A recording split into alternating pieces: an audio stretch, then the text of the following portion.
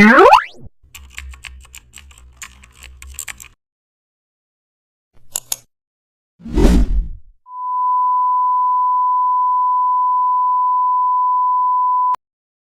back to the channel. Don't forget to like, share and subscribe for more updates.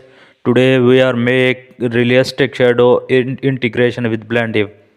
When adding objects, the shadow placement often looks fake. Blendif helps the window shadow melt perfectly into the background. Create a shadow layer using a soft black brush.